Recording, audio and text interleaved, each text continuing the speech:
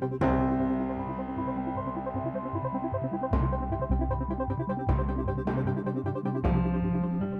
evening. We are live at 7 o'clock. I'm Grissom, and welcome to our live coronavirus pandemic special report. Tonight, we have a doctor from Long Island Jewish Medical Center to help you sort through what's going on with COVID-19 in the community and across the region.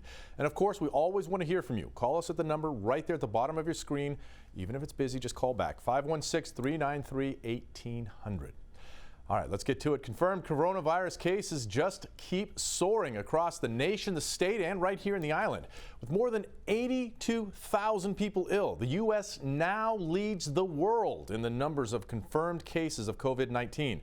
And more than 37,000 of those sick right here in New York. Some 6,600 of the ill right here in Long Island. The Labor Department says a staggering 3.3 million Americans filed for unemployment last week. And the House is set to vote tomorrow on a $2.2 trillion stimulus package after it passed unanimously in the Senate. That was this morning, very early this morning.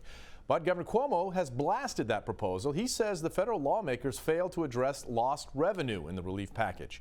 Meanwhile, the death toll from the virus, that's also jumped. It's now 385 here in New York.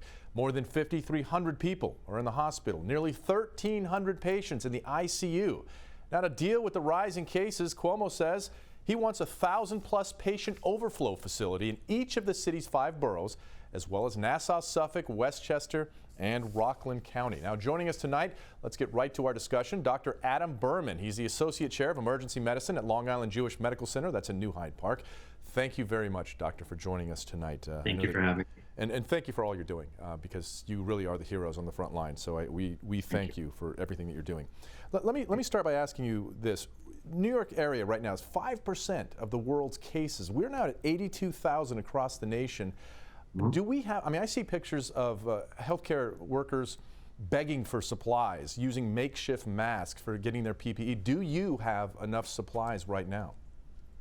We do. We're very lucky in our emergency department and in our health system. We definitely have enough protective equipment. The issue is that we may not have enough to last as long as this goes on, but the health system is getting more every day, and so we are definitely doing all right today. Yeah. Okay. What about beds, real quickly? I know the governor said that we haven't quite hit the curve yet. That's what we're looking at. So the numbers are going to spike even more. They've almost doubled every 5 days. So are we going to be able to handle the overflow here on Long Island? You know, all of the emergency departments on Long Island and in the state in general have been given a mandate to increase their bed capacity by about 100%. So specifically, we need more ICU beds. We're, actively getting those beds on a daily basis using some creative ways to make new bed spaces in our hospitals. We are definitely getting many more beds now. We just need to keep up with the demand. Okay. Let's go right to the phone lines right now. We have Robert in Rockville Center. Robert, are you there? Yes.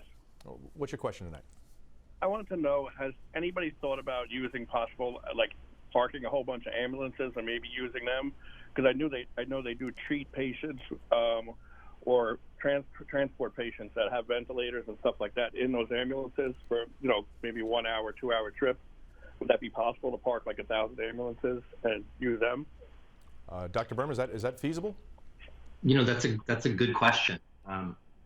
There's a lot that our paramedics and EMS colleagues can do in the field. So I feel like maybe that is a possibility. But to be honest, I know that now we're trying to keep all of these patients in the hospital and take care of them as much as we can. That might be part or something to think about at a later date if we need to extend outside of hospitals.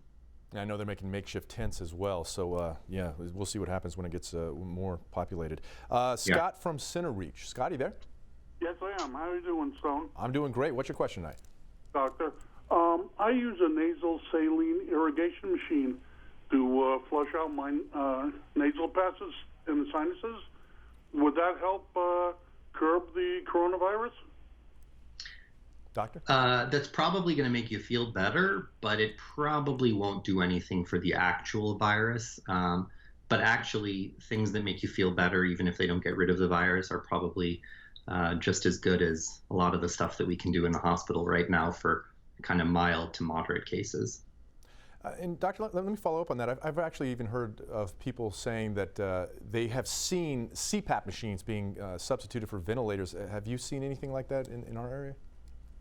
We're actually trying to avoid using CPAP or BiPAP machines at this time. The machine, takes air in and then uses pressure to force it into the lungs, and in the process, it actually spits out air into the environment. And so there's a thought that there's a risk of exposing healthcare workers to the virus by using those machines. So we're trying to avoid using them as much as we can now. Okay. Back to the phones. Pat from Medford. Patty there? Hi. Hi. Yes, I'm here. My question is, my husband and I are in our late 70s, and a couple of times a week we have to go out for groceries. We can't get rubber gloves or a mask to wear. Is there any way that we can get them? Hold on. So, Doctor, I would say that. Hello? Yes, Pat, are you there? Rubber gloves. Yeah, I think the doctor heard your question.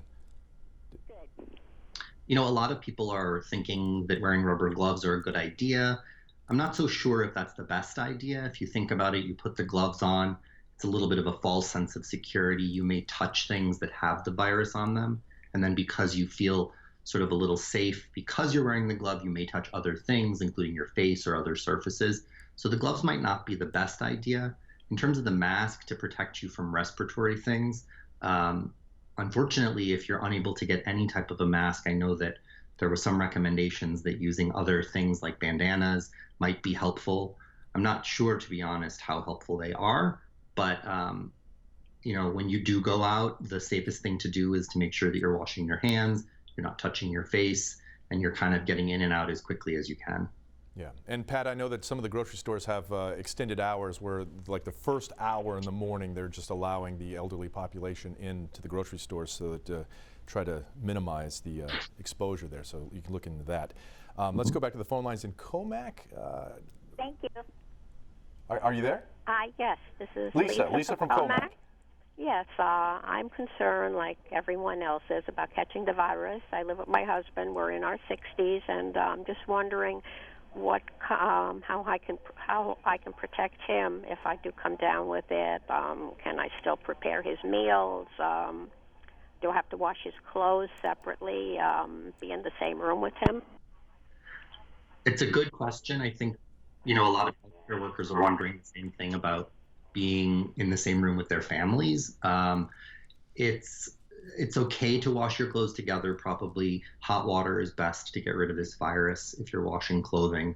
In terms of sort of preparing his meals and other things like that, the smartest thing to do, unfortunately, is to be separated during that period of time, maybe sleeping in separate bedrooms, trying not to be in the same space, at least 6 feet apart for as much time as you can. So that's very difficult, I know, especially when living in close quarters, but that really is the safest way to prevent the virus from passing between people. Yeah, thanks for the question, Lisa, and stay safe. Back to the phone lines is Ann from Seaford. Hi. Hi, how are you? What's your question tonight? Okay, so the people who are really hit bad with the COVID, their immune system is bad. There's a drug that they use for chemotherapy on certain forms of cancer. It's called interferon. How would that be effective in helping these patients boost their immune system? And the second part of my question had to do with Aleve versus Tylenol. If a person is taking Aleve or an aspirin for some other condition, is that going to inhibit the Tylenol from treating the patient? Well, to answer your second question first, Aleve and Tylenol work differently. So one should not inhibit the other, and you can actually take them both together. I know that there was some talk about NSAIDs, non-steroidal anti-inflammatory medications, possibly being bad for this virus. I don't know. I think the verdict is still out on that. We're recommending that people take any type of anti-inflammatory or acetaminophen that helps with their symptoms and their fevers. To answer your first question, I don't know if there are any uses for interferon currently, but I know that there are a lot of trials going on with interferon and other types of chemotherapy medications and other antimalarial medications that might be helpful. But unfortunately, we don't have a good fix for the virus yet. Okay. In the phone lines, we have Karen from Oceanside. Karen, you there? Yes, I am. What's your question then? My question is, if you work in a hospital in a non-patient care area, when you come home from work, should you be taking your clothes off and laundering them, or is it still safe to wear them a second time or a third time? That's a good question. I think that the truth is, despite the fact that you might not be working in a patient care area, or even maybe working in a hospital, the virus is in the air. It's become community acquired, meaning people can get it in the community regardless of where they are, whether it's in a healthcare setting or not. So I think that a lot of people have been recommending washing your clothes regularly after wearing them. It's probably the safest thing to do until we know more about exactly the way that this is transmitted, unfortunately. Well, what about pets? Should we stay away from our pets? Can they transfer back and forth? That's a good question. I have a dog myself. Dogs are not very good at social distancing. It's I have not heard of any transmission between a human and an animal. I think that, I'm not a veterinarian, so I probably can't say for sure. As far as I know, the virus does not pass between humans and animals, though. Okay. Let's try to squeeze in one more question. Doreen from Patchogue. Doreen, you there? Yes, hi. First and foremost, I'd like to thank you for everything that you're doing during all this. And I'd like to know, with all the talk on splitting ventilators, and I know that there's been success in, testing and results in laboratory simulated situations, my curiosity is, my root understanding that the back pressure, the ventilators also remove air from patients' lungs. What are the potentials of cross-contaminating other pathogens if we were to split those respirators? Okay, it's a really good question. That's a great question, and Doctor. I'm going to let you think about that. We're going to take a real quick break, and I'm going to let you answer it right on the back side of that. We're going to have much more expert advice, keep you and your family safe from the coronavirus. Remember, we want to hear from you. Call us with your questions. That number right there on your screen, 516-393-1800. We'll be right back.